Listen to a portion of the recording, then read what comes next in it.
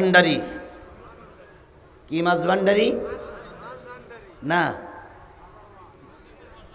নজিবুল বাশার মাছ ভান্ডারী। এই নজিবুল বাশার মাছ ভান্ডারী সর্বপ্রথম আল্লামা সাঈদীর বিরুদ্ধে মামলা দিল।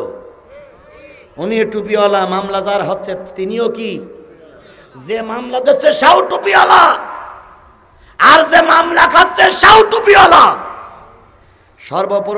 সর্বপ্রথম আওয়ামী লীগ কিন্তু আল্লামা সাঈদীর বিরুদ্ধে কোনো মামলা দেয়নি। প্রথম মামলা দিয়েছিল কেডা? ওই টুপিওয়ালা। মামলাটা কি? আল্লামা সাঈদী দীর্ঘ 50 বছর ধর্মের অপব্যাখ্যা করছে। আল্লামা সাঈদী নাকি ধর্মের অপব্যাখ্যা করেছে, এটা পাগলও বিশ্বাস করবে। এটা তৎকালীন যুগের ফেরাউনও যদি এখন বেঁচে ওঠে তাও ফেরাউন কথা বিশ্বাস করবে না। কথা বলে ঠিক না বেঠিক? অথচ আওয়ামী লীগ আর আওয়ামী লীগের দোসররা এ কথাই বিশ্বাস করেছে। আল্লামা সাঈদী ধর্মের অপব্যাখ্যা করেছে? জোরে বলেন করেছে? এখন প্রায় মাইকে শোনা যায় নকল সাঈদী আসতেছে, তাই বলে না যে সাঈদী নাই, এখন নকল সাঈদী আসতেছে। তারপরে বলে সাঈদীর উত্তরসূরি আসতেছে। তারপরে বলে সাঈদীর অবর্তমানে আর এক সাঈদীর জন্ম হয়েছে। বলুন তো, গোটা দেশের বক্তাগুলো যদি এক প্ল্যাটফর্মে রাখা হয় আর আল্লামা সাঈদীর সঙ্গে যদি তুলনা করা হয়, গোটা বাংলাদেশের সব আলেমগুলো এক প্ল্যাটফর্মে আসলে আল্লামা সাঈদীর ধারে কাছে যাওয়ার মতো শক্তি কোনো আলেমের কোনো বক্তার নাই। আল্লামা সাঈদী নাকি মাঠে ওয়াজ করে গেছেন। এই মাঠটা ধন্য, এই এলাকার মানুষগুলো ধন্য। আল্লামা সাঈদীর মতন একজন জবরদস্ত আলেম, আল্লামা সাঈদীর মতন একজন জগৎ বিখ্যাত পীর, আমি যে চেয়ারে বসেছি হয়তো এরকম চেয়ারে বসে তিনি ওয়াজ করেছেন। কথা বলেন, কথা বলেন, কথা বলে। আপনারা ধন্য, আপনাদের জীবনটা ধন্য। বিশ্বাস করুন মুসলমান, আল্লামা সাঈদীর উপরে কোনো পীর বাংলাদেশে জন্ম নেয়নি আর নেবেও না। কারণ সব পীরদের আধ্যাত্মিক কিছু জ্ঞান থাকে। কথা বলেন ঠিক না বেঠিক? বাংলাদেশে যত পীর এসেছে কোন পীরের সঙ্গে আল্লামা সাঈদীর তুলনা করা যাবে না। কারণ আল্লামা সাঈদী ছিলেন সবচেয়ে বেশি আধ্যাত্মিক জগতের মানুষ। যদি বলেন হুজুর কেমন, তিনি বলেছিলেন আমি উত্তর গগনে কালো মেঘ দেখতে পাচ্ছি। বলেছিলেন না? উত্তর গগনে কালো মেঘ দেখতে পাচ্ছি, ঝড়ের পূর্বাভাস লক্ষ্য করছি। যদি শক্ত হাতে মোকাবেলা করতে না পারো, এমন অমাবস্যার গাঢ় রাত আসবে যার সবে সাদেক অসম্ভব। আমি চিন্তা করি আল্লাহ কিভাবে তিনি বলেছিলেন কথাটা। এই কথা বলার কিছুদিন পরে তিনি গ্রেপ্তার হলেন।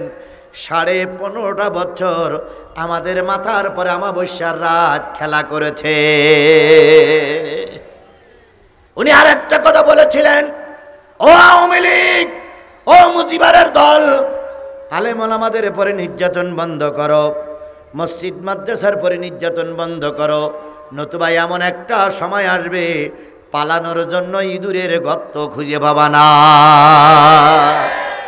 হয়েছে না হয়নি? জোরে বলেন হয়েছে না হয়নি? শেখ হাসিনা প্রায় বলতেন আমি কারো ডরাই না, সমস্ত বিশ্ব আমার পক্ষে আছে। ম্যাডাম, এতই তোমার পক্ষে ছিল লোক, তুমি এখন ভারতে বসে আছো কেন?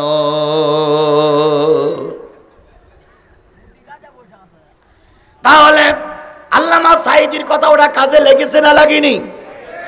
2 নম্বর গেল। 3 নম্বর, আল্লামা সাঈদী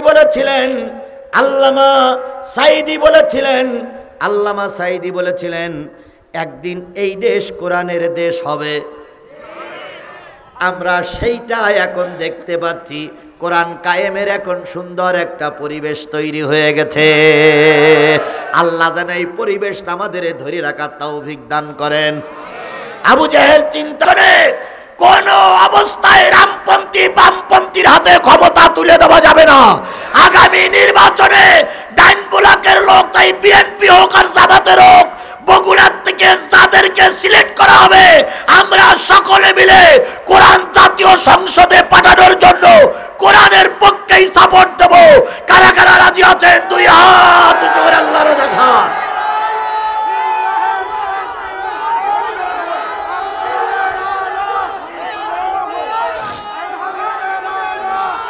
আল্লাহ আল্লাহ তুমি এই হাতগুলোরে কোরআনের পক্ষে কবুল করে নাও। আরো জোরে বলেন আমিন। হাত নামান। জি ভাই, সচিব সাহেব বলে চলে যাচ্ছে না, ভুল বুঝেন না। উনি একটা ছোট কাজ মানে খাওয়ার জন্য যাচ্ছে, ঢাকার থেকে আসছে, কষ্ট হয়ে গেছে, উনি একটু নাস্তা করার জন্য যাচ্ছে, আমরা ছুটি দিলাম। কিন্তু আমাদের দাবি উনি যেন আমাদের সঙ্গে শেষ মোনাজাত অংশগ্রহণ করে। কি কথা ঠিক না ঠিক? আমরা অনেক জায়গায় সরকারি দলের লোকের নিয়ে আলোচনা করি, কিন্তু সরকারি লোক নিয়ে আলোচনা করি না। উনি হলেন খোদ সরকারি লোক, তাই না ভাই? উনি আমাকে বললেন হুজুর আমি আসতেছি, আসুক, আল্লাহ আমাদের ওনাকে নিয়ে মোনাজাত করার তৌফিক দান করুক, সকলে মিলে বলুন আমিন। তাহলে আগামীতে আমরা কোরআনের পক্ষে থাকবো ইনশা ইনশা ইনশা। তাহলে কোরআনের পক্ষে কিভাবে থাকতে হবে তার দিক নির্দেশনা দেওয়ার জন্য আমি আপনাদের সামনে, আর কয় মিনিট বাকি আছে আমার? না না না না না না, এই মুরব্বি মুরব্বি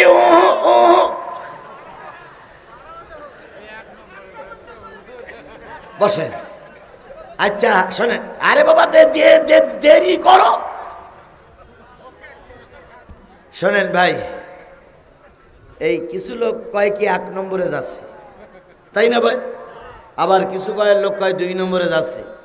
আচ্ছা আপনাদের এত 1 নম্বর 2 নম্বর লাগে কেন বলুন তো? বক্তা 2 ঘন্টা 2.5 ঘন্টা ওয়াজ করে, বক্তা কোনোদিন ওয়াজ করতে করতে মাইক রেখে কোরআন শরীফ রেখে বলে যে আমি একটু 1 নম্বর সেরিয়ে আসি? তাহলে বক্তার কোনোদিন 1 নম্বরে যাওয়া লাগে না, তোমার কি এত 1 নম্বরে যাওয়া লাগে কেন? তারপরে আমি এখানে এসে 3 বোতল পানি খেয়েই বেলাইছি, তাহলে আপনাদের রেখে তো 1 নম্বরে আমার যাওয়ার কথা। সুতরাং আমি আপনাদের কাছে 50 মিনিট 10 মিনিট হয়ে গেছে, 40টা মিনিট দেবেন না? সময় দেবেন না? আমার বন্ধুগণ, সূরা কমর, কোন সূরা? সূরা কমর 27 নম্বর পারার 54 নম্বর সূরা, 55টা আয়াত, 3টি রুকু, মক্কায় অবতীর্ণ সূরা সমূহের ভিতরে একটা অন্যতম সূরা। নাম কি? কফ মিম রা, কমার। কমার মানে হলো চাঁদ। কমার মানে কি? আরো জোরে বলেন, কমার মানে কি?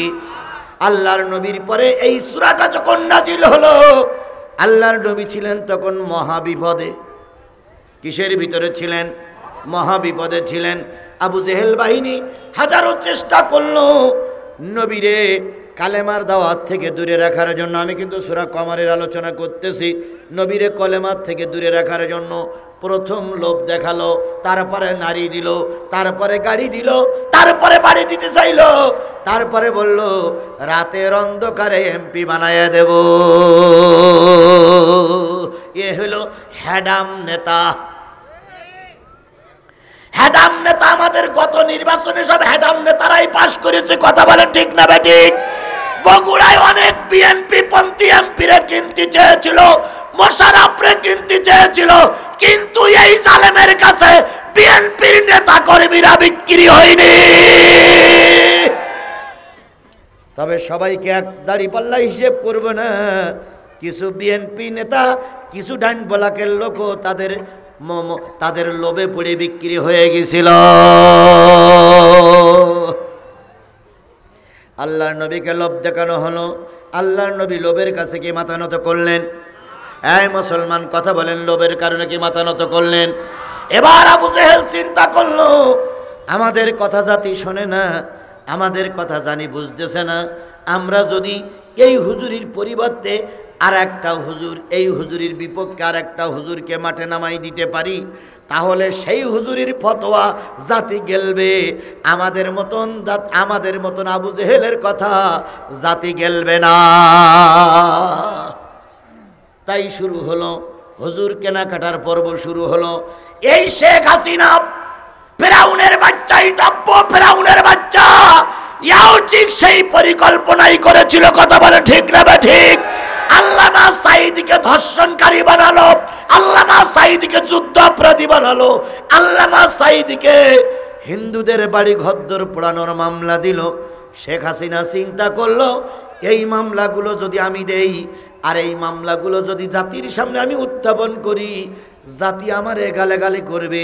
এই জন্য কিছু হুজুর কিনে নিল। ও হুজুর, তুমি হুজুরের নামে মামলা দাও, তালি আর কোনো ঝামেলা থাকবে না। হুজুর, তুমি বড় হুজুরের নামে মামলা দাও। দিলেও তাই। আমাদের দেশের মাছ ভান্ডারী, কি মাছ ভান্ডারী না, নজিবুল বাশার মাছ ভান্ডারী। এই নজিবুল বাশার মাছ ভান্ডারী সর্বপ্রথম আল্লামা সাঈদীর বিরুদ্ধে মামলা দিল। উনি টুপিওয়ালা, মামলা যার হচ্ছে তিনিও কি, যে মামলা দিচ্ছে সেও টুপিওয়ালা, আর যে মামলা খাচ্ছে সেও টুপিওয়ালা। সর্বপ্রথম আওয়ামী লীগ কিন্তু আল্লামা সাঈদীর বিরুদ্ধে কোনো মামলা দেয়নি। প্রথম মামলা দিয়েছিল কেডা? ওই টুপিওয়ালা। মামলাটা কি? আল্লামা সাঈদী দীর্ঘ 50 বছর ধর্মের অপব্যাখ্যা করছে। আল্লামা সাঈদী নাকি ধর্মের অপব্যাখ্যা করেছে, এটা পাগলও বিশ্বাস করবে। এটা তৎকালীন যুগের ফেরাউনও যদি এখন বেঁচে ওঠে, তাও ফেরাউন কথা বিশ্বাস করবে না। কথা বলে ঠিক না বেঠিক? অথচ আওয়ামী লীগ আর আওয়ামী লীগের দোসররা এ কথাই বিশ্বাস করেছে। আল্লামা সাঈদী ধর্মের অপব্যাখ্যা করেছে? জোরে বলেন করেছে? এখন প্রায় মাইকে শোনা যায় নকল সাঈদী আসতেছে, তাই বলে না যে সাঈদী নাই, এখন নকল সাঈদী আসতেছে। তারপরে বলে সাঈদীর উত্তরসূরি আসতেছে। তারপরে বলে সাঈদীর অবর্তমানে আর এক সাঈদীর জন্ম হয়েছে। বলুন তো, গোটা দেশের বক্তাগুলো যদি এক প্ল্যাটফর্মে রাখা হয় আর আল্লামা সাঈদীর সঙ্গে যদি তুলনা করা হয়, গোটা বাংলাদেশের সব আলেমগুলো এক প্ল্যাটফর্মে আসলে আল্লামা সাঈদীর ধারে কাছে যাওয়ার মতো শক্তি কোনো আলেমের কোনো বক্তার নাই। আল্লামা সাঈদী নাকি এই মাঠে ওয়াজ করে গেছেন। এই মাঠটা ধন্য, এই এলাকার মানুষগুলো ধন্য। আল্লামা সাঈদীর মতন একজন জবরদস্ত আলেম, আল্লামা সাঈদীর মতন একজন জগৎ বিখ্যাত পীর, আমি যে চেয়ারে বসেছি হয়তো এরকম চেয়ারে বসে তিনি ওয়াজ করেছেন। কথা বলেন, কথা বলেন, কথা বলে। আপনারা ধন্য, আপনাদের জীবনটা ধন্য। বিশ্বাস করু মুসলমান, আল্লামা সাঈদীর উপরে কোনো পীর বাংলাদেশে জন্ম নেয়নি আর নেবেও না। কারণ সব পীরদের আধ্যাত্মিক কিছু জ্ঞান থাকে। কথা বলেন ঠিক না বেঠিক? বাংলাদেশে যত পীর এসেছে কোন পীরের সঙ্গে আল্লামা সাঈদীর তুলনা করা যাবে না। কারণ আল্লামা সাঈদী ছিলেন সবচেয়ে বেশি আধ্যাত্মিক জগতের মানুষ। যদি বলেন হুজুর কেমন, তিনি বলেছিলেন আমি উত্তর গগনে কালো মেঘ দেখতে পাচ্ছি। বলেছিলেন না? উত্তর গগনে কালো মেঘ দেখতে পাচ্ছি, ঝড়ের পূর্বাভাস লক্ষ্য করছি। যদি শক্ত হাতে মোকাবেলা করতে না পারো, এমন অমাবস্যার গাঢ় রাত আসবে যার সবে সাদেক অসম্ভব। আমি চিন্তা করি আল্লাহ কিভাবে তিনি বলেছিলেন কথাটা। এই কথা বলার কিছুদিন পরে তিনি গ্রেপ্তার হলেন। 15.5 বছর আমাদের মাথার পরে অমাবস্যার রাত খেলা করেছে। উনি আর একটা কথা বলেছিলেন, ও আওয়ামী লীগ, ও মুজিবারের দল, আলেম ওলামাদের পরে নির্যাতন বন্ধ করো, মসজিদ মাদ্রাসার পরে নির্যাতন বন্ধ করো, নতুবা এমন একটা সময় আসবে পালানোর জন্য ইঁদুরের গর্ত খুঁজে পাবা না। হয়েছে না হয়নি? জোরে বলেন হয়েছে না হয়নি? শেখ হাসিনা প্রায় বলতেন আমি কারো ডরাই না, সমস্ত বিশ্ব আমার পক্ষে আছে। ম্যাডাম, এতই তোমার পক্ষে ছিল লোক, তুমি এখন ভারতে বসে আছো কেন?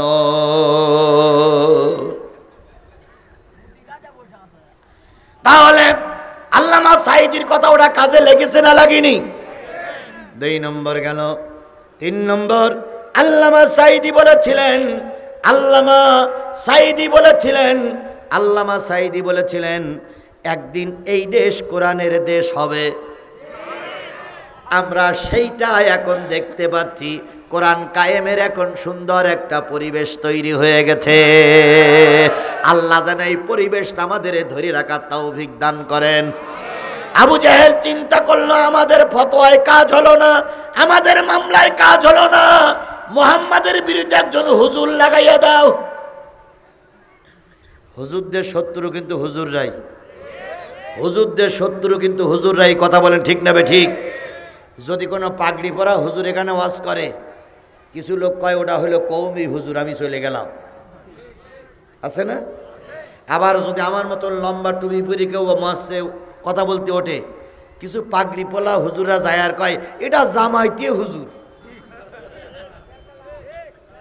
তাহলে জামাইতে হুজুর বলে একদল চলে গেল, কওমি হুজুর বলে একদল চলে গেল।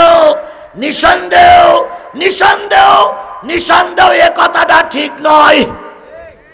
আমি এই দীর্ঘ 1.5 ঘন্টা 2 ঘন্টা যাবৎ কথা বলতেছি, একবারও কি জামাত ইসলামের পাবলিসিটি করেছি? একবারও কি কওমির বিরুদ্ধে কথা বলেছি? তাহলে আমার কথাগুলো যদি কোরআনের হয়, কোরআন জামাতের কোরআন নয়, কোরআন কওমি কোরআন নয়। আমার ভাইরা, আবু জেহেল বলল, দেখো তো এই হুজুরির মতন আর কোন হুজুর পৃথিবীতে আছে কিনা? সবাই মিলে বলেন সাল্লাল্লাহু আলাইহি ওয়াসাল্লাম। বন্ধুগণ, তাহলে আমরা ওয়াদা করেছি কি শুনবো? এবার এক এক করে আসুন, বলুন তো কোরআনের বিষয়বস্তু কি? সবাই মিলে বলুন, কোরআনের বিষয়বস্তু কি? কোরআন নাজিল হয়েছে কাদের জন্য? আরো জোরে বলেন, কোরআন নাজিল হয়েছে কাদের জন্য?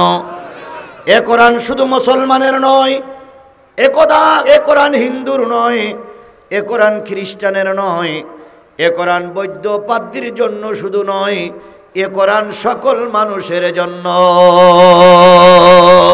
তাহলে আপনারা যারা বসে আছেন আর যারা দাঁড়িয়ে আছেন, সবাই আমরা কি? যারা আওয়ামী লীগ করে তারা কি? যারা বিএনপি করে তারা কি? যারা জাতীয় পার্টি করে তারা কি? যারা বাংলাদেশ জামাত ইসলামী দল করে তারা কি? তাহলে এ কোরআন আমাদের সকলের জন্য, কারণ আমরা কি? মানুষ। তাহলে মানুষ যদি হন, আপনারা কোরআনের মাহফিলে বসবেন। যারা মানুষরূপী চতুষ্পদ জন্তু আছে, এদের কাছে আল্লাহর কোরআন ভালো লাগার কথা নয়। বিএনপি আওয়ামী লীগ অত্যাচার করেছে ঠিকই, কিন্তু আমি কিন্তু আওয়ামী লীগের পক্ষে বিপক্ষে কথা বলার জন্য এখানে আসিনি। কথা বলেন ঠিক না বেঠিক? বিএনপি বিরাট আন্দোলন করেছে, বিএনপির আন্দোলনের প্রশংসা করার জন্য আমি এখানে আসিনি। বাংলাদেশ জামাত ইসলামী কোরআনের কথা বলে, আমি জামাতের কর্মী হয়েও এখানে আসিনি। বলুন তো আমি কিসের দাওয়াত নিয়ে এসেছি? আরো জোরে বলেন, কিসের দাওয়াত নিয়ে এসেছি? তাহলে কোরআনের দাওয়াত নিয়ে যদি এসে থাকি, আর আপনি যদি মানুষ হন, অবশ্যই কোরআনের মাহফিলে আপনার থাকা লাগবে। উলাইকা কাল আনাম বালুহুম আদাল। বরং ওই সমস্ত লোকগুলো যারা কোরআনের মাহফিল থেকে চলে যায়, এরা চতুষ্পদ জন্তুর চাইতে আরো নিকৃষ্ট। এবার কিছু লোক বলতে পারেন, হুজুর চারিদিক থেকে সব কিছু গোছাই গাছাই নিয়ে আসলেন, বলবেন কতক্ষণ পর্যন্ত? আমি কথা দিলাম, আমি কথা দিলাম, ঘড়ি ধরুন আপনারা, আমি কথা দিলাম 50 থেকে 55টা মিনিট আমি সূরা আল কমারের 3টা আয়াতের পরে কথা বলবো। এই 50টা মিনিট কি বসে থাকা যাবে না? জোরে বলেন, যাবে কিনা? ইতিমধ্যে আমি 50 মিনিট কথা বলেছি। কয় মিনিট হয়ে গেছে? আর 50 মিনিট হবে। এই 50 মিনিট কথা হয়েছে, অনেকেই মনে করতেছেন হুজুর কেবল শুরু করতেছে, তাই না? এর ভিতরে 50 মিনিট চলে গেল, আর 50টা মিনিট আমি আপনাদের সামনে কথা বলতে চাই। আল্লাহর হস্তে দিনের খাতিরে 50টা মিনিট চলে গেছে, আর 50টা মিনিট বসলে খুব বেশি ক্ষতি হবে না। তাই দয়া করে 50টা মিনিট আমরা বসার জন্য চেষ্টা করি। সকলে বলুন আমিন। তাহলে এই কোরআন কাদের জন্য? এবার কোরআন আপনার কাছে এসেছে কিছু দাবি নিয়ে। কোরআন আপনার কাছে এসেছে কিছু কি দাবি নিয়ে। বাইরের থেকে একজন লোককে দাওয়াত করে আনা হলো। ধরেন আমাদের সচিব সাহেবকে ডেকে আনা হয়েছে। সচিব সাহেবের কাছে লাহিড়ী পাড়ার মানুষের কিছু দাবি আছে না নাই? দাবিটা তো কমিটির লোক বলেছে না? কি দাবি? না, হ্যাঁ, দাবিটা হলো আমরা সাদের কাজটা করতে পারছি না। আপনি এলাকার সন্তান, বড় পদে আল্লাহ পাক আপনাকে রেখেছে, আপনাকে দাওয়াত করে নিয়ে আসলাম, মসজিদটা দেখালাম। উদ্দেশ্য হলো আপনি কিছু মসজিদে দান করবেন যাতে করে মসজিদের কাজ হয়। তাহলে ওনার কাছে দাবি হলো এলাকার লোকের মসজিদ করে দেওয়ার জন্য সহযোগিতা করা। কথা বলেন ঠিক না বেঠিক?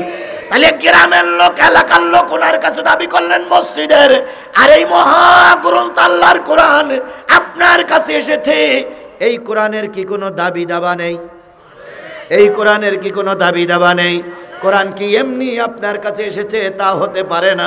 কোরআন কিছু দাবি নিয়ে এসেছে। সেই দাবিটা হলো কোরআন আপনার কাছে দাবি করে 6টা। কয়টা? আরো জোরে। 1 নম্বর কোরআনের দাবি হলো আমাকে পড়ো।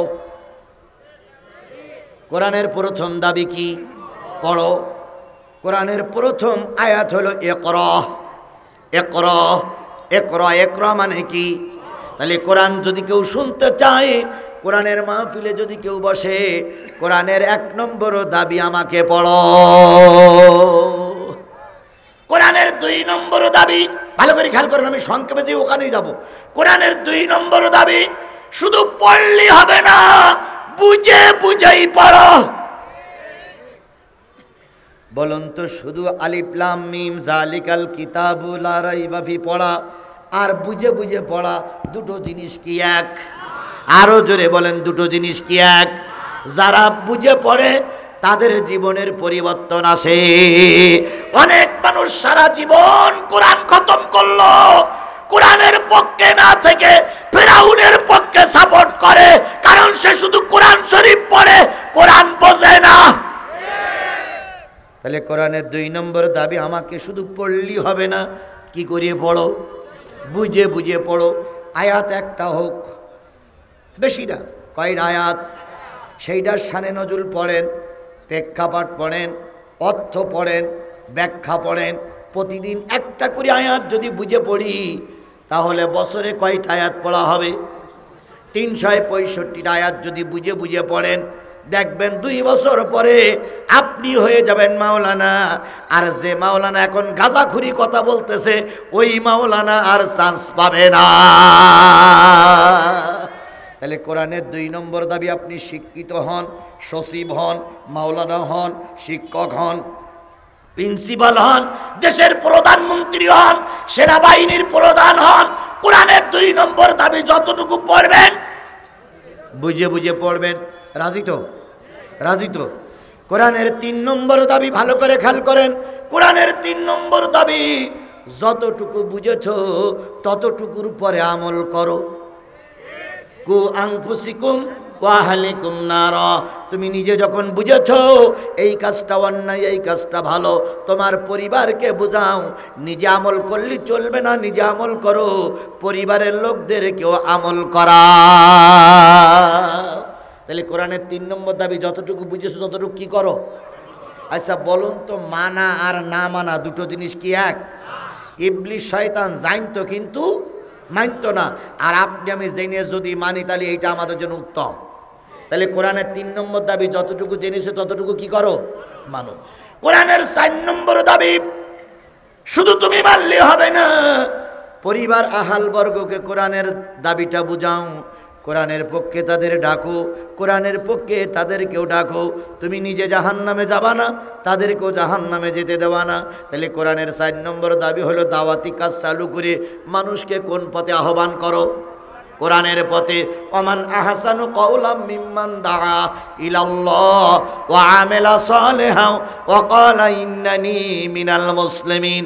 তার কথার সেই উত্তম কথার কার হতে পারে যে মানুষকে কোরআনের পথে আহ্বান করে আর নিজে বলে আমি একজন মুসলমান। তাহলে কোরআনের 4 নম্বর দাবি মানুষকে কোন দিকে ডাকতে হবে? সবাই মিলে বলেন, আরো জোরে বলেন। কোরআনের 4 নম্বর দাবি মানুষকে কোরআনের দিকে ডাকো। কোরআনের 5 নম্বর দাবি, ভালো করে শোনেন, কোরআনের 5 নম্বর দাবি তোমার ডাকে এখন লোক সাড়া দিয়েছে, আগে আওয়ামী লীগ ছিল, কোরআনের কথা বলতে দিত না। এখন আওয়ামী লীগ চলে গেছে, এখন কোরআনের কথা বলার পরিবেশ হয়েছে। তোমার ডাকে আহ্বানের মানুষ সাড়া দিয়েছে, ওই মানুষগুলোরে পৃথক পৃথক করে রেখো না, কোরআনের ছায়া তলে তাদেরকে জামাতবদ্ধ করো।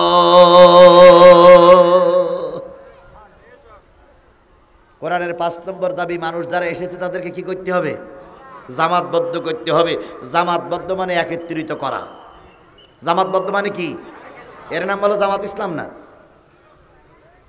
জামাতে নামাজ পড়ি এলাকার সব লোকের একসঙ্গে করে নিয়ে কথা বলেন, ঠিক না বে ঠিক? তাহলে জামাতবদ্ধ মানে একত্রিত হওয়া। কোরআনের ছায়া তলে একত্রিত হয়ে যাও। এখন একত্রিত হয়ে গেছে। আগে তোমার দলে লোক ছিল না, এখন বহুত লোক। এখন তাকবীর ধ্বনি দিলে তোমার পিছনে লোক চলে আসে। এখন গোটা দেশে কোরআনওয়ালা তৈরি হয়ে গেছে। আল্লাহ পাকের বিধান হলো, এবার কোরআনের রাজ কায়েম করে ফেলো। তাহলে কোরআনের 5 নম্বর দাবি হলো জামাতবদ্ধ হওয়া। 6 নম্বর দাবি কি? কোরআনের রাজ কায়েম করা। আমরা দীর্ঘ 52টা বছর আল কোরআনের আহ্বানে মানুষকে ডেকেছি। এখন গোটা দেশের মানুষ কোরআনের ছায়া তলে এক। কথা বলেন, ঠিক না বে ঠিক? এখন গোটা দেশের মানুষ কোরআনের ছায়া তলে এক। এখন সময় এসেছে এই দেশে কোরআনের আইন চালু করা। এবার যদি আমরা কোরআনের আইন এই মন্ত্রণালয়ে পাঠাতে না পারি, কোরআনের আইন যদি জাতীয় সংসদে না পাঠাতে পারি, কোরআন দিয়ে যদি বঙ্গভবন চালাতে না পারি, আল্লাহই ভালো জানে আমাদের কপালে কোরআন আছে কিনা। তাহলে এবার সকলের একটাই দাবি হলো, বঙ্গভবনে জাতীয় সংসদে কি পাঠানো লাগবে? আরো জোরে বলেন, কি পাঠানো লাগবে? এখন দোয়া করলি কোরআন বেশি বেশি কি জাতীয় সংসদে চলে যাবে? না, প্রতিটা জায়গা থেকে প্রতিনিধি তৈরি করতে হবে কোরআনের পক্ষের। কথা বলেন, ঠিক না বে ঠিক? বিএনপি কোরআনের পক্ষে, জামাত কোরআনের পক্ষে। এদের ভিতর থেকে যারে বাজেট করা হয় তারে জাতীয় সংসদে পাঠাতে হবে, উনি কোরআনের কথা বলবে। আল্লামা সাঈদীর আমরা সবাই ভালোবাসি না বাসি না? জোরে বলেন, বাসি কি বাসি না? আল্লামা সাঈদীর যদি আমরা ভালোবাসি, সাঈদী যে কোরআনের পক্ষে আহ্বান করেছে, ওই কোরআনের পক্ষে প্রতিনিধি জাতীয় সংসদে পাঠানো লাগবে। যদি জাতীয় সংসদে সাঈদীর পক্ষের লোক যায়, আল্লাহর কসম ওরাই যে দিন কায়েমের পক্ষে কথা বলবে। আর যদি মমতাজ মার্কায় এমপি পাঠানো হয়, তাহলে ওখানে যেয়ে তো ওরা যাত্রা গান শুরু করবে। ওরে বাপ রে বাপ, কিছু এমপি সাহেব ছিল, এমন এমন কথা বলতো যে কথা শুনলে মনে হয় ওরাই সব। যে মমতাজের জীবনে কেউ ভোট দেয়নি, উনি বলতেন কিছুদিন পরে ঝুড়িটি করে কারেন্ট বিক্রি হবে। আর বলতেন যে কারেন্ট বিক্রি হবে, কারেন্ট কিনবেননি। এখন সে মমতাজও নেই, হাততালি দেওয়া লোক নাই। কথা বলে, ঠিক না ঠিক? সুতরাং আগামী নির্বাচন আপনি যদি আল্লাহর নবী হন, একটা মুজিজা আমাকে দেখান। কাব ইবনে মালিক বললেন, ভাই আমার, তাওরাত জবুর ইনজিল পড়েছো, কি মুজিজা তুমি দেখতে চাও আমাকে বললে আমি চেষ্টা করে দেখতে পারি। কাব ইবনে মালিক বললেন, যদি তুমি প্রকৃত আল্লাহর নবী হয়ে থাকো, এই পূর্ণিমার চাঁদটা দ্বিখণ্ডিত করে দেখাও। মাথার পরে পূর্ণিমার চাঁদ, আজকেও কিন্তু পূর্ণিমার চাঁদ মাথার পরে যাওয়ার সময় দেখে নেবেন। পূর্ণিমার চাঁদটা দ্বিখণ্ডিত করে দেখাও। নবীজি আকাশের দিকে তাকাই বলতেছে, আল্লাহ, চাঁদ নিয়ে তো গবেষণা করার সময় আমার হয়নি। আল্লাহ পাকের জিবরিল এসে বললেন, বন্ধু মন খারাপ করো না, যারে যা বলবা সে তাই শুনবে। কারণ তুমি এই 50,000 মানুষের সামনে বিপদে পড়েছ, আল্লাহ তোমার বিপদে ফেলে তামাশা দেখবে না। নবীজি এবার বললেন, চাঁদ রে, তুই তো জানিস আমি আল্লাহর পয়গম্বর, আমি নিজেকে কখনো পয়গম্বর বলে দাবি করি না। যদি প্রকৃত আমি আল্লাহর পয়গম্বর হয়ে থাকি, ধর্ম প্রচারের সাথে এই কাফেরদের মোকাবেলার সাথে চাঁদটা দ্বিখণ্ডিত হয়ে যা। আরেকটু জোরে বলেন সুবহানাল্লাহ। বলার সাথে সাথে চাঁদের কম্পন শুরু হলো, চাঁদ দুই ভাগ হয়ে গেল। চাঁদ দুই ভাগ হয়ে আবু কুবাস পাহাড়ের দুই পাদদেশে পড়ে গেল। বলুন তো মঞ্চে বসে আছে কোন কোন নেতা? আবু জেহেল আর ওই হুজুর আর কাফের বাহিনী মঞ্চের সামনে বসে আছে কয় হাজার? 50,000 মুসলমান মাত্র কয়জন? আল্লাহ নবী চাঁদ যখন দ্বিখণ্ডিত হয়ে দুই পাশে ডুবে যাচ্ছিল, আল্লাহ রাব্বুল আলামিনের নবী তখন বললেন ইকতারাবাতিস সাআ ওয়ানশাক্কাল কামার। আল্লাহ জিবরাইলের দিয়ে আয়াত নাযিল করে দিয়ে বললেন কিয়ামত নিকটবর্তী হয়ে গেছে, জাতি দেখো চাঁদ দ্বিখণ্ডিত হয়ে গেছে। আল্লাহ বলতেছে ইকতারাবাতিস সাআ ওয়ানশাক্কাল কামার, চাঁদ দ্বিখণ্ডিত হয়েছে। বজলুর হুদার মতন একজন মানুষকে জেলখানার ভিতরে নিজে হাতে জবাই করতে পারে, সে মানুষ রূপী জানোয়ার, সে মানুষ রূপীর কলঙ্ক, ভাইয়ের কলঙ্ক তো সন্তান। আর এই কথা শোনার পরে দুই একজন মুখ কালো করতে চাও, তোমারও রক্তের ভিতরে ওই ভেজাল রক্ত। একটাও মাথা উঁচু করতে দেব না, যেটা মাথা উঁচু করবে কাল্লা আলাদা করে ফেলানো হবে। 2023 সালের 14ই নভেম্বর আর 2024 সালের 14ই নভেম্বর এক নয়। কথা বললি জিহ্বা টেনে ছিঁড়ে ফেলবো।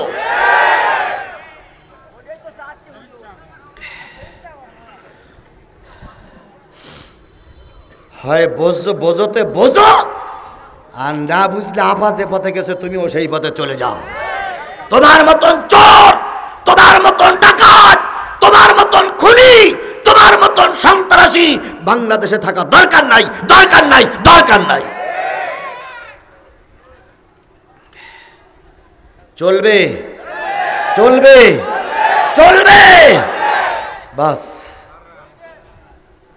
সারা রাত তো করব রে ভাই, আমি নিজেই বিপদে। এবছর এত মাহফিলের চাপ, দুপুরবেলা একটা করায়, সন্ধ্যা একটা করি, রাত্রিকে একটা করে, কুলুই বাড়তেছি না। আর আমার তো ওই নরম কথা হয় না, আমার কথাগুলো তো এরকমই হয়। আমি তখনও যেরকম ছিলাম এখনও সেই রকম আছি, মৃত্যুর আগ পর্যন্ত আল্লাহ যেন এভাবেই কবুল করে। আবু জাহেল ডাক দিয়ে বলল হুজুর, মুহাম্মাদের বিরুদ্ধে অ্যাকশনে গেলে পারবা তো? কাব ইবনে মালিক মদিনার হুজুর বলল অবশ্যই পারবো। আবু জাহেল বলল কি প্রশ্ন করবা আমি একটু শুনি। কাব ইবনে মালিক বলল প্রথম প্রশ্ন করব শরিয়াতের। কিসের প্রশ্ন? 2 নম্বর, যদি শরিয়াতের প্রশ্নে তিনি জিতে যান প্রশ্ন করব মারফতি। মারফতির প্রশ্নে যদি তিনি উদ্ধার হয়ে যান প্রশ্ন করব আধ্যাত্মিক। 3টে প্রশ্নের যে কোনো একটা প্রশ্নে তিনি ধরা খেয়ে যাবেন। আর সেই সময় আপনারা এখন আমাকে 3 বস্তা টাকা দিয়ে যান, আর যদি জিতে যাই 4 বস্তা টাকা আপনারা আমাকে দেবেন। আবু জেহেল বলতেছে যদি জিততে না পারো 3 বস্তা টাকা কি তুমি ফেরত দেবে? কাব ইবনে মালিক বলতেছে পৃথিবীতে কেউ আমার সামনে জিততে পারেনি, আর মুহাম্মাদও জিততে পারবে না। এটাই হলো বড় অহংকার।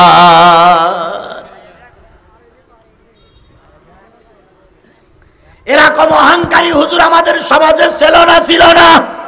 জোরে বলেন ছিল কি ছিল না? একটা হুজুর উড়িয়ে এসে ওয়াজ করতেন। তিনি একবার ওয়াজের মাহফিলে বলেছিলেন সরকার আপনাকে ধন্যবাদ জানাই, রাজাকারের বিচার করেছেন। তারপরে আরেক হুজুর বলেছিল সাইদি একটা ভণ্ড, সাইদির জেলখানায় শুধু রাখলে হবে না, তারও ফাঁসিতে ঝুলাইতে হবে। এই 2 জন হুজুর বিমানে চড়ে ওয়াজ করতেন। সেই 2 জন হুজুর ছিল দারুণ জনপ্রিয়তা বক্তা। কিন্তু এখন বাংলাদেশ জামাত ইসলামীর ছেলেরা যখন রাস্তায় নেমেছে, ওই 2 হুজুরের মাহফিল বাংলাদেশে প্রায় জায়গায় বন্ধ হয়েছে।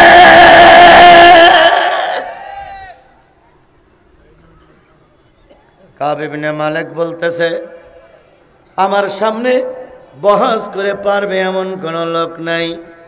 নেতারা খুশি হয়ে গেল। বাবা 3 বস্তা টাকা বাইনা দিয়ে গেলাম, 4 বস্তা টাকা জিতলেই পাওয়া যাবে। সবাই হাত তালি দিতে দিতে চলে আসলো। এবার হুজুর দিয়ে হুজুর মারা হবে, এবার কওমি হুজুর দিয়ে আলিয়া হুজুর মারা হবে, আলিয়ার হুজুর দিয়ে কওমি হুজুর মারা হবে। এই রেশম এখনো আমাদের সমাজেই চলছে। আপনি হুজুর, আমিও হুজুর, আমরা কি ভাই ভাই? কথা বলেন ঠিক না বে ঠিক? আপনি মসজিদের ইমাম, আমি মসজিদের ইমাম, তুমি আর আমি একই জাতের ভাই ভাই। তোমার দোষ যদি পরিলক্ষিত হয়, আমার দোষ যদি পরিলক্ষিত হয়, দোষগুলো এক জায়গায় বসে সংশোধন করো, কারোর সামনে কারোর হে প্রতিপন্ন করো না। আলেমে আলেমে বিভেদে এখন জালেমে জালেমে দোস্তি, আলেমে আলেমে বিভেদে এখন জালেমে জালেমে দোস্তি, পথের ঠিকানা জানা নাই কারো, কে কোথায় পাবে স্বস্তি। আলেমে আলেমে বিভেদে এখন জালেমে জালেমে দোস্তি, পথের ঠিকানা জানা নাই কারো, কে কোথায় পাবে স্বস্তি। নির্ধারিত সময় আসলো, মক্কায় একটা আনন্দর বন্যা বয়ে যাচ্ছে। এবার মোহাম্মদ শেষ, মোহাম্মদ শেষ, মোহাম্মদ শেষ। জামাতের নেতৃবৃন্দকে যখন ফাঁসিতে ঝুলাইছিল, আবু জেহেলদের মতন এই বর্তমান যুগের আবু জেহেলেরা যারা চলে গেছে, এরাও আনন্দ করেছিল। অনেক হুজুররা আনন্দ মিছিল বের করেছিল। কথা বলে ঠিক না বে ঠিক? অনেক হুজুররা টুপি মাথায় দিয়ে বগুড়ার সাত মাথায় স্লোগান দিয়েছিল, আল্লামা সাঈদীর ফাঁসি চাই, আল্লামা সাঈদীর ফাঁসি চাই। সে হুজুররা এই এলাকায় এখনো আছে, এখনো আছে, এখনো আছে। আমি কি কথাটা বাড়াই বললাম? এ আমার জাতি কথা কি বাড়াই বলতেছি? তাদেরকে আমরা সবাই চিনে রেখেছি। কথা বলেন ঠিক না বে ঠিক? মিষ্টি বন্ধ খেয়েছি। ইয়েস ইয়েস ইয়েস, এরা মিষ্টি বিতরণ করেছে।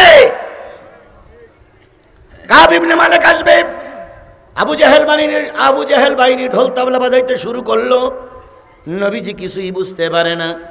নির্ধারিত সময় আসলো, 50,000 লিটল বাহিনী জোগাড় করা হলো। মোহাম্মদকে ঠকাইয়ে দেবে, সঙ্গে সঙ্গে 50,000 লোক তাকে মেরে ফেলবে। এটাই হলো ওদের ট্রাইব্যুনাল। ভাই, আমি কি মোনাজাত করে দেব? করব? তাহলে দুই একজন উঠলে হবে না ভাই? সবাই আমার ভাই। কথা বলেন ঠিক না বে ঠিক?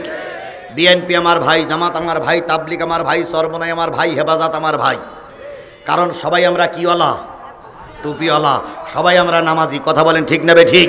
একই মসজিদে নামাজ পড়ি, একই জেলায় বসবাস করি। আমার শত্রু নেই, শত্রু সেই লোক যে কোরআনের শত্রু। সুতরাং আপনারা এখানে যারা বসে আছেন সবাই আমার ভাই নয়? আমি আপনার ভাই নয়? তাহলে এক ভাইকে বিপদে ফেলাই যদি আপনি চলে যান, আপনি কিসের ভাই? কাব ইবনে মালিক আসবে 14ই রবিউল আউয়াল, ভরা পূর্ণিমার রাতে। আবু জেহেল বাহিনী 50,000 লিটল বাহিনী এক জায়গায় করলো। সূরা কমারেই যাচ্ছি, 50,000 লিটল বাহিনী এক জায়গায় করে তেল মাখালো আর বলল, মোহাম্মদকে আজকে ঠকানো হবে, পিটাই মেরে ফেলবা, কারোর কোনো দোষ হবে না, জো হুকুম জাহাবানা। 50,000 লোক আসবে। সুন্দর মঞ্চ তৈরি করা হলো। মঞ্চে দুটো চেয়ার দেওয়া হলো। একজন হলো প্রধান বক্তার জন্য, আর একটা হলো ওই মাহফিলের সভাপতির জন্য। বলুন তো, প্রধান বক্তা আসতেছে মদিনার থেকে কয় বস্তা টাকা চুক্তি হয়েছে? 7 বস্তা। আর ওই মাহফিলের যিনি সভাপতি তার নাম কি? আবু জেহেল। আমরাও বগুড়ার মাটিতে দেখতাম ওলামা লীগের লোকদেরকে বায়না করে নিয়ে আসতো, আর আওয়ামী লীগের লোকেরা সেই মাহফিলের সভাপতি হয়ে বসে থাকতো। লোক হয়তো 30 জন। লোক হয়তো কয়জন? 30 জন। কারণ জনগণ জানতো ওই যে হুজুর আসছে সব ভণ্ড, আর যারা মাহফিল দিচ্ছে তারাও ভণ্ড। আমার ভাইয়েরা, 50,000 লোক লিটল বাহিনী। মঞ্চ তৈরি হয়ে গেল। 2টা চেয়ার, একটা সোনার চেয়ার আর একটা রূপোর চেয়ার। এক চেয়ারে বসবে প্রধান বক্তা, আর এক চেয়ারে বসবে প্রধান অতিথি কিংবা সভাপতি। এবার চেয়ার দুটো বানানো হয়ে গেল। বিরাট মঞ্চ তৈরি করা হলো। নবী তার দলের লোকদের কিছু বলা হয় না, শুধু বলে শুধু বলে শুধু বলে শুধু বলে খেলা হবে। কি বলে? কিন্তু কিসের খেলা হবে তা বলে না। সাহাবীরা ভয় পায়, কবে খেলা হবে, কি খেলা হবে, কিছুই তো বলে না। শেষ পর্যন্ত 14ই রবিউল আউয়াল বিশাল সমাবেশ বসবে। সেই জায়গার আগের দিন নবীর কাছে একটা ছোট্ট সিরকুট লিখলো, মিস্টার আবু জেহেল, ও মোহাম্মদ, এত এত লোভ দেখালাম, এত ভয় দেখালাম, এত নারী দিতে চাইলাম, কালেমার দাওয়াত থেকে দূরে সরে গেলে না। আগামীকাল তোমার সঙ্গে বহস করার জন্য মদিনার থেকে একজন হুজুর আসবে। কালকে তুমি ময়দানে থেকো, যদি কালকে ময়দানে না থাকো, পরের দিন যেখানে পাবে সেখানেই জনগণ তোমাকে পিটাই মেরে ফেলবে। চিঠিটা নিয়ে গেলেন ওলীদ ইবনে মুগীরা নবীর সামনে। নবীজি চিঠিখানা পড়তে পারতেন না, নবী লিখতে পারতেন না, পড়তে পারতেন না। নবীজি বললেন, ওমর রে, দেখো তো চিঠিতে কি লেখা আছে। ওমর চিঠিখানা দেখে দুই চোখের পানি ফেলায় কান্দে আর বলে, ইয়া রাসূলুল্লাহ, আমরা মনে হয় আপনাকে আর পাবো না, আপনি মনে হয় এবার বিদায় নেবেন। নবী বললেন, ওমর রে, শুধু কালনি কাজ হয় না, বলো তো চিঠিতে কি লেখা আছে। ওমর সব কিছু বললেন। বলার পরে নবী বললেন, ওমর, উদু ইলা সাবিলি রব্বিকা বিল হিকমা, মানুষকে আল্লাহর পথে ডাকার জন্য আল্লাহ কিছু হেকমত বলে দিয়েছেন, তোমরা হেকমত অবলম্বন করো। আমার আল্লাহ এখনো বিদায় হয়নি, আমার আল্লাহ এখনো মারা যায়নি। ওই যুদ্ধে হোপলেস কেউ না, ভয় পেও না, আর আল্লাহ তোমার নবীর সাথেই আছে। বাংলাদেশ জামাত ইসলামের নেতারা যখন ফাঁসিতে ঝুলল, জামাত ইসলাম এবং শিবিররা ধারণা করে নিয়েছিল একদিন এরা বিদায় হবে। বাংলাদেশ জামাত ইসলামী এবং ইসলাম মানা দলগুলো একদিন ক্ষমতার মসনদে যাবে।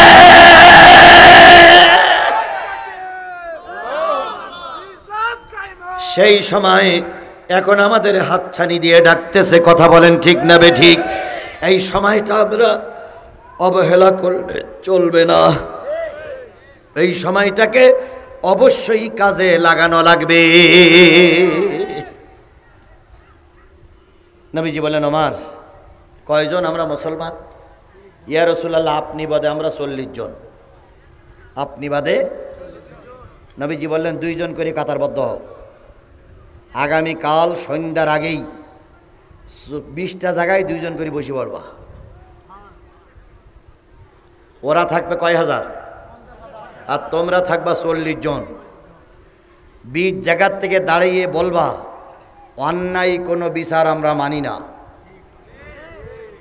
তোমরা লোক কয়জন, কয় জায়গার থেকে দাঁড়াই বলবা। আর আবু জেহেল আর ওই বড় হুজুর মঞ্চে বসে বসে চিন্তা করবে, এ লোক তো সব মোহাম্মদের দলে।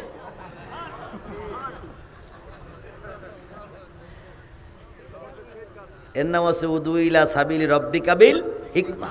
এটা হলো হিকমা। যখন যা পারা, যেমন কথা তেমন কাজ। 40 জন লোক চলে বাড়ি যেয়ে দেখবা তোমার নুলো মেয়েটা ভালো হয়ে গেছে, তোমার প্রতিবন্ধী মেয়েটার প্রতিবন্ধী নাই। কাব ইবনে মালিক যে কথাটা বলেছিল সেটাই আল্লাহ নোট করেছে। ওয়াকাযাবু ওয়াত্তাবাউ আহওয়াআহুম ওয়া কুল্লু আমরিম মুস্তাকির। সুবহানাল্লাহ বলেন, আল্লাহু আকবার বলেন। আল্লাহর নবীর কথা শুনে কাব ইবনে মালিক বললেন, বন্ধু, এতক্ষণ বাহাস করে যা বুঝলাম, তাওরাত জব্বুর ইনজিল পড়ে যা বুঝলাম, আপনি হলেন শেষ জামানার শেষ পয়গম্বর। তোমরা কালেমা পড়ো আর নাই পড়ো, আমি নবীর হাতে হাত দিয়ে কালেমা পড়ে নিলাম, লা ইলাহা ইল্লাল্লাহ মুহাম্মাদুর রাসূলুল্লাহ। আল্লাহর নবী আর কাব ইবনে মালিক যখন কোলাকুলি করতেছিলেন, মুসাফা করতেছিলেন, কালেমা পড়তেছিলেন, আবু জেহেল তখন বলল, আবু সুফিয়ান, ময়দান থেকে পালাও, কারণ 2 হুজুর এখন এক হয়ে গেছে। কৌমি আর আলিয়া এক হয়ে গেছে, এবার সংসদে কোরআন যাবে, ঠেকানো যাবে না, তাড়াতাড়ি ভারতে চলো।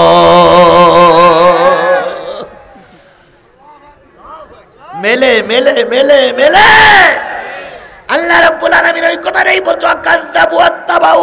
এই এই এই এই আয় আল্লাহর বান্দা, মোনাজাত মোনাজাত, বাপ মা কবরে নাই, তাদের জন্য দোয়া করব। হয়ে গেছে তো, আমি তো বুঝতে পারতেছি আমার আলোচনা শেষ, টাইম 12টা বেজে গেছে, টাইম হয়ে গেছে, মোনাজাত এখনই হবে।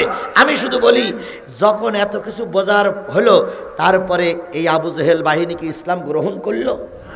ওরা পালাই যাচ্ছিল। আল্লাহ তখন বলতেছে, ওয়াকাযযাবু ওয়াত্তাবাউ আহওয়াহুম, তারা নিজেদের নফসের খায়েশ পূরণের জন্য ময়দান থেকে চলে গেল আর বলল, কাব ইবনে মালিকও মিথ্যাবাদী, মুহাম্মাদও মিথ্যাবাদী। দুইজনকে মিথ্যা কথা বলে ওরা পালাই চলে যাচ্ছে। মুসলমানদের সংখ্যা আছে কত? কয় ভাগ? 20 ভাগ। ওখান থেকে বলতেছি, ইয়া রাসূলুল্লাহ, আবু জেহেল বলো পিছনের দরজাতে পালাচ্ছে। আলী তখন দাঁড়াই বলতেছে, পালা রে পালা, জলদি পালা, নইলে তোদের গলায় জুতোর মালা। পালা রে পালা, জলদি পালা, নইলে তোদের ঘরে ঝুলবে তালা। হুজুর আসছে বাতিল তো কাঁপছে, নবী আসছে বাতিল তো কাঁপছে, এবার হবে প্রতিশোধের পালা। পালা রে পালা, জলদি পালা, নইলে তোদের গলায় জুতোর মালা। আমাদের বেলায় হয়েছে ও তাই। যাই না ইসলামপন্থীরা ক্ষমতায় আসলো, আবু জেহেলের মেয়েরা, আবু জেহেলরা পালায়ে চলে গেছে। কি বলে পালালো?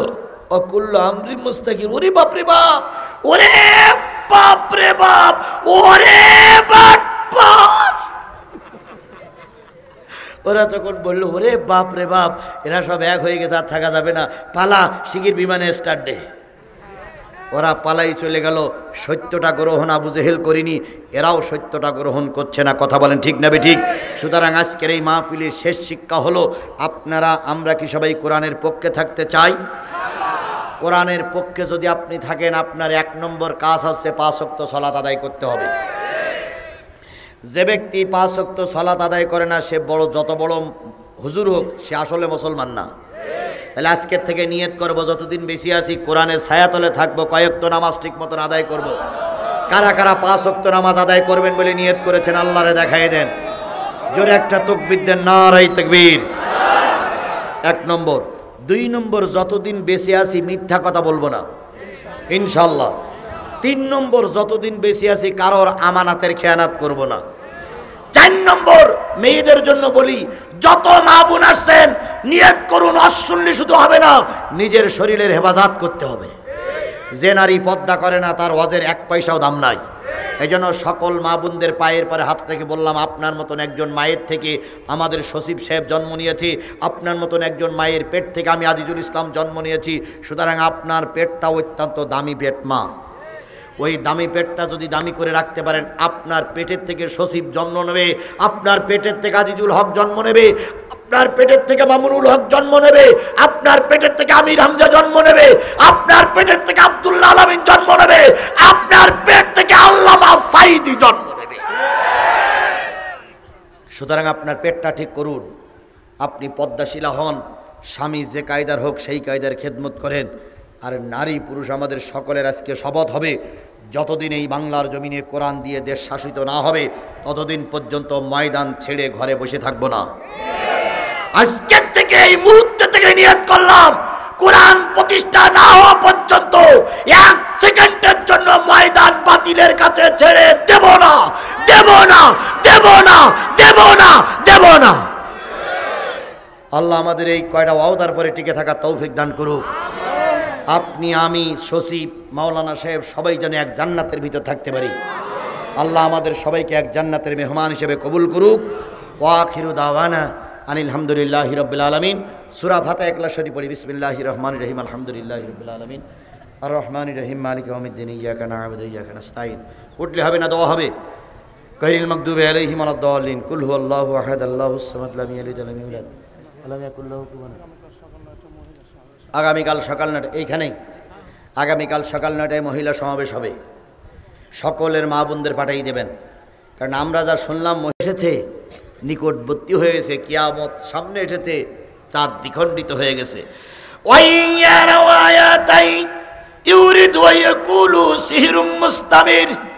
যখন চাঁদ দ্বিখণ্ডিত হয়ে যায়, নবী বললেন আবু বকর দেখো, ওমর দেখো, ওয়ালিদ ইবনে মুগিরা দেখো, চাচা আবু সুফিয়ান দেখো, কুরাইশ বংশের লোকেরা দেখো, আল্লাহ পাক আমাকে কি বড় মুজিজা দিয়েছে।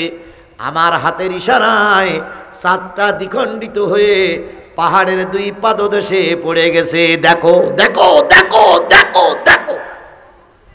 নবীজি খুশি হয়ে বলতে দেখো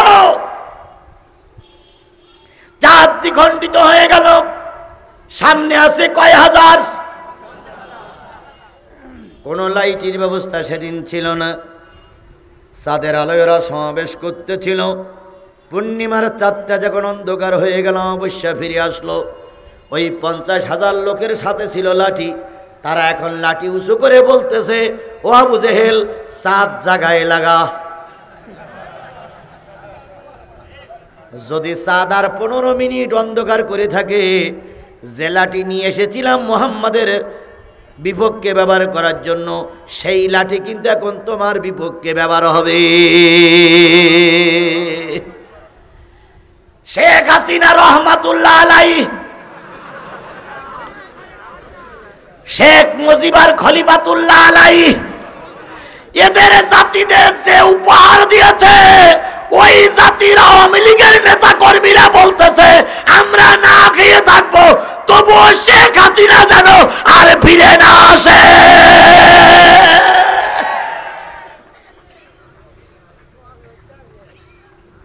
অন্যদিন কি হয়? আজকেই যদি ওয়াজ হয় তো অন্যদিন কি হয়? ওনারা প্রায় বলতেন এটা আমার আব্বার স্বপ্ন ছিল, স্টেডিয়াম এটা আমার আব্বার স্বপ্ন ছিল, পদ্মা সেতু এটা আমার আব্বার স্বপ্ন ছিল, যমুনা সেতু বঙ্গবন্ধু সেতু আব্বার স্বপ্ন ছিল।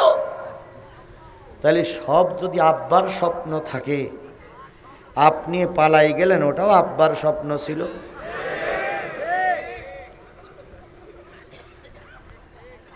জাতির পিতা জাতির বাবা মুজিব বাবা স্বপ্ন ডেকে কয়, দেশটা তো আমার একা অন্য কারো নয়, মাগো দেশটা তো আমার একা অন্য কারো নয়।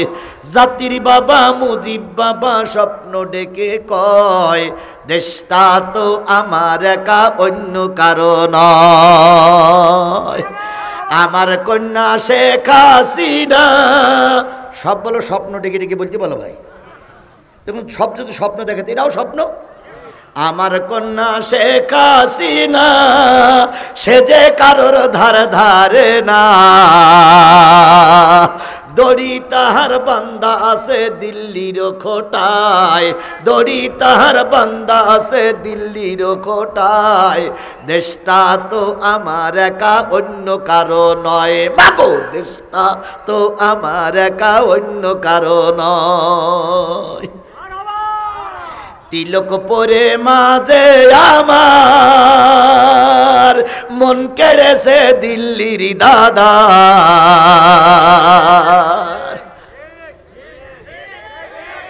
কথা বলেন কথা বলেন। সিঁদুর পরে মাঝে আমার মন কেড়েছে দিল্লির দাদার, সেই আশীর্বাদে মাঝে আমার থাকবে ক্ষমতায়, আশীর্বাদে মাঝে আমার থাকবে ক্ষমতায়। দেশটা তো আমার একা অন্য কারো নয়, মাগো দেশটা তো আমার একা অন্য কারো নয়। মাগো তুমি সাবধান থেকো, যেই না কুকাম করতে আসো, জনগণে খেপলে তোমার উঠাবে চিতায়, জনগণে খেপলে তোমার উঠাবে চিতায়।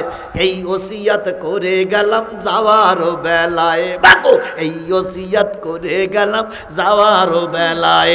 জাতির বাবা মুজিব বাবা স্বপ্ন ডেকে কয়, দেশটা তো আমার একা অন্য কারণ।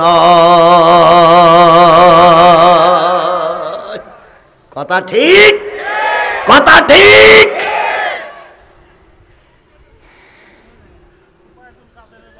আচ্ছা হইল আমার ভাইয়েরা, যে জিনিসটা বুঝাতে চাচ্ছিলাম সেটা হলো কয় হাজার মানুষ মুজিজা দেখার পরে নবীজি যখন বললেন এরাও দেখো কি সুন্দর মুজিজা, সবাই দেখলো। কাফেরেরা বলল সিহিরুম মুস্তামির, ও আল্লাহ এতদিন দেখতাম দুনিয়ায় জাদু চলে, এখন দেখি চাঁদেও জাদু চলতেছে। 50,000 লোক বলছে আবু জেহেল চাঁদ জায়গায় লাগা। আবু জেহেল নিচে যেই বলতে ভাতিজা গর্জন শুনিয়েছাও ভাতিজা, 50,000 লোক বলছে চাঁদ জায়গায় লাগা। তো ওখানে আমার কোনো ক্ষমতাই নাই, ভাতিজা তুই আমার মারির থেকে বাঁচা ভাতিজা, আমি কথা দিচ্ছি তোর পায়ে ধরে আমি কালকেই মুসলমান হয়ে যাব। ফান্দে পড়িয়া বগা কান্দে রে। হাসান মাহমুদ মাইক ধরলেই খালেদা জিয়ার কবরে না দেওয়া পর্যন্ত মাইক ছাড়ত না। হাসানুল্লাহ কিনু বিএনপির চরম শত্রুতা করেছে, কথা বলেন ঠিক না বেঠিক? সেই হাসান মাহমুদ লন্ডনে বসে বলতেছে দেশ গঠন করার জন্য বিএনপির সঙ্গে আমরা হাত মিলাতে রাজি। ফান্দে পড়িয়া বগা কান্দে রে। কি বলেন বলেন বলেন বলেন? অনেকেই এখন সুর পাল্টাইছে, সুর পাল্টাইছে, সুর পাল্টাইছে। আমরা তোমাদের দেখে রেখেছি, জাতি তোমাদের চিনে রেখেছে, কথা বলেন ঠিক না বেঠিক? রাত বেশি হয়ে যাচ্ছে, বেশি দূরে যাব না, শেষ করতে যাই। কাব ইবনে মালিক যখন পারলেন না, আবু জেহেল যখন রসুলের পা জড়াই ধরলেন, নবীজি বলেন আল্লাহ সাত জায়গায় লাগাইয়ে দাও, কারণ নবী দয়ার মানুষ।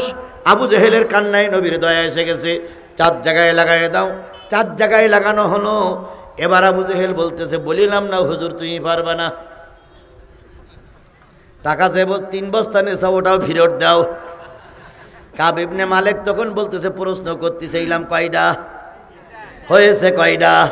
এখনো 2টা প্রশ্ন বাকি। এবার বলতেছে তাহলে প্রশ্ন করো। কাব ইবনে মালিক বলতেছে মুহাম্মদ সাল্লাল্লাহু আলাইহি সাল্লাম বলো তো আমার ছেলে মেয়ে কয়জন? এটা হলো মারফতি প্রশ্ন, আমার ছেলে মেয়ে। আচ্ছা বলুন তো সচিব সাহেবের কয়টা ছেলে মেয়ে আমি জানি না, আমার কয়টা ছেলে মেয়ে সচিব সাহেব জানবে? এখন সচিব সাহেব যদি হঠাৎ করে বেরিয়ে বলে হুজুর খুব তো আজ করতেছেন, ছেলে মেয়ে কয়জন? তাহলে এই প্রশ্নের উত্তর কি আছে? আমার ছেলে মেয়ে কয়জন উনিও জানে না, ওনার ছেলে মেয়ে কয়জন আমিও জানি না। এখন কাব ইবনে মালিক বলতে বলো তো আমার ছেলে মেয়ে কয়জন? যদি এই প্রশ্নের উত্তর না দিতে পারে তাহলে হুজুরির এবার কি করা হবে? চৈদ্দানা করা হবে। এটা কোনো প্রশ্ন হলো? আল্লাহ নবী চিন্তা করলেন এরা আমার ঠকানোর জন্য সবকিছু করতেছে। এখন এদের এই প্রশ্নের উত্তর দিতে যাইয়ে যদি এখানে উত্তর দেই, ওই টাকা কর হুজুর, ওই সাত্তন্যাসী হুজুর বলবে প্রশ্নের উত্তর সঠিক হয়নি। এবার ওমরকে ডেকে বললেন ওমর কাবার চত্বরে যাও, যেয়ে দেখো 5 জন গাজা টাইনতেছে। এই 5 জন হযরত, এই 5 জন কাব ইবনে মালিকের সঙ্গে আসছে, ওদেরকে ডেকে নিয়ে এসো। সাক্ষী হাজির না করলে এর প্রশ্নের জবাব দেওয়া যাবে না, কারণ টাকার লোভে সত্যটারে মিথ্যা বানাতে পারে, মিথ্যাটারে সত্য বানাতে পারে। 5 জনকে ডেকে আনা হলো। 5 জন ডেকে আনার পরে এবার বলতেছে তোমাদের কাব ইবনে মালিক তোমাদের হুজুর কয় হ্যাঁ, তোমরা যখন এসেছো তৌরাত জব্বুর শুনেছে কয় হ্যাঁ। আমি একটা প্রশ্নের উত্তর এখন দেব। 50,000 লোক লাঠি নিয়ে বসে আছে, আমাকে এখনই মারবে, তার আগে সঠিক হলি হ্যাঁ বলিও, বেঠিক হলি না বলিও। ওরা 5 জন লোক নত হয়ে গেল, মনটা নত হয়ে গেল, যেহেতু নবীর ওয়াজ কাজে লেগে গেছে। এবার নবীজি বলতেছে কাব ইবনে মালিক বলো প্রশ্ন কয় আমার ছেলে মেয়ে কয়জন? নবী বললেন তোমার একটা নুলো মেয়ে আছে। প্রতিবন্ধী মেয়ে আছে, এই মেয়েটা হাঁটতে চলতে পারে না, সব সময় ঘরের ভিতরে শুয়ে থাকে। ওই 5 জন লোক, ওই যারা কাব ইবনে মালিকের বডিগার্ড হয়ে আসছিল, তারা সবাই বলতেছে ঠিক ঠিক ঠিক। কাব ইবনে মালিক বলতেছে যারা আমার বডিগার্ড তারাই বলতেছে ঠিক ঠিক ঠিক। আবু জেহেল বলতেছে আমি বলিলাম পারবে না, তুমি যে পারবে না তোমার চেহারা দেখেই বোঝা গেছিল। কাব ইবনে মালিক বলতে প্রশ্ন এখন একটা বাকি আছে, সেইটা কি প্রশ্ন? আধ্যাত্মিক। আমার 4 বস্তা টাকা আপনারা দেবেন, প্রশ্নের উত্তর যদি না দিতে পারে কয় ঠিক। কাব ইবনে মালিক বলতেছে শেষ প্রশ্ন, নবী বললেন ঠিক। কাব ইবনে মালিক বলতেছে আমি যখন এই 5 জন বডিগার্ড নিয়ে আসতেছিলাম তখন আমার স্ত্রী আমাকে গেটের সামনে ডাকলেন যে কেউ যেন না আসে, তুমি একা এসো। আমি ঘরের ভিতরে চলে গেলাম, স্ত্রী স্পেশাল কামরায় আমাকে নিয়ে শোয়ালেন, সমস্ত দরজা জানলা বন্ধ করে দিলেন। আমার কানের কাছে মুখটা লাগায়ে আমার স্ত্রী আমার কানে কানে কি বলেছিল ওটা যদি তুমি বলতে পারো আমি জানবো তুমি সত্য নবী। চিন্তা করেন কতটা নির্যাতন আমার নবীকে পেতে হয়েছে, কথা বলেন ঠিক না ঠিক?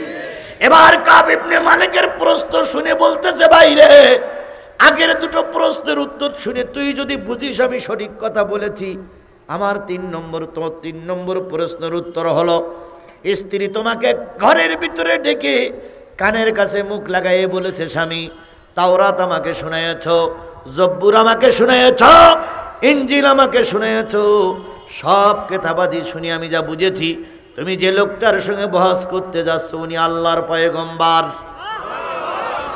উনি হলেন শেষ জামানার নবী। সুতরাং যদি সব প্রশ্নের পরে যদি তোমার ধারণা আসে উনি শেষ নবী, নবীদের দোয়া আল্লাহ ফিরাইয়া দেয় না, আসার সময় নবীর হাতখানা ধরে বলিও ও আব্দুল্লাহর বেটা মুহাম্মদ আখিরি জামানার নবী আপনি দোয়া করুন যেন আমার নুলো মেয়েটা ভালো হয়ে যায়। এটাই ছিল তোমার স্ত্রীর শেষ কথা। আমি তোমার সামনে আসার সাথে সাথেই দোয়া করে দিয়েছি, বাড়ি যেয়ে দেখবা তোমার নুলো মেয়েটা হাঁটা চলা করতেছে।